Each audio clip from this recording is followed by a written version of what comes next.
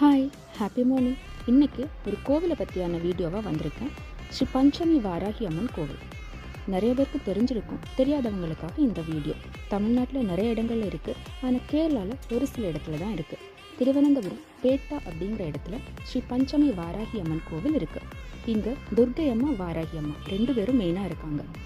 துர்க்கை அம்மாவுக்கு 9 அகல் விளக்கில் இருக்கிற தீபம், அதை நவதீபம் அப்படின்னு சொல்கிறாங்க. வாராகி அம்மாவுக்கு பச்சரிசி தட்டு மேலே தேங்காய் வச்சு உள்ள தீபம், அதை தேங்காய் தீபம் அப்படின்னு சொல்கிறாங்க. இந்த 2 தீபமும் இந்த 2 அம்மாவுக்கும் விசேஷமாக பூஜை பண்ணுறாங்க.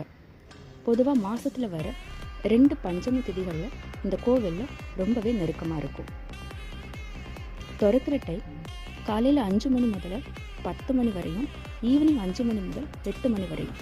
திருவனந்தபுரம் சைடு வந்தீங்கன்னா கண்டிப்பாக இந்த கோவிலுக்கு வந்து தரிசனம் பண்ணுங்க. அமைதியான இடம், சாந்தமான தரிசனம். வாழ்க வளமுடன். தேங்க்யூ.